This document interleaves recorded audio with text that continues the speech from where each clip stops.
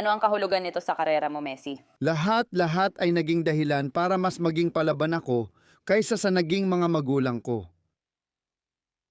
Alam niya na may grupo ng magagaling na manlalaro na tumulong sa kanya noong magkasama kami. Hindi ko na pinag-uusapan yung panahon na umalis na ako o tungkol sa Argentina o ngayon sa PSG o kahit ano pang katulad nun. Mga 4 na taon din kaming magkasama. Alam niya na may grupo ng mga kahangahangang manlalaro.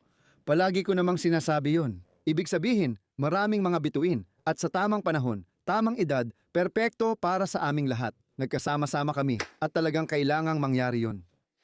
Umalis siya. Kinuha niya ang numero 10 perpektong edad ni na Xavi, Andres, Puyol, mga 24, 25, 26 na taon.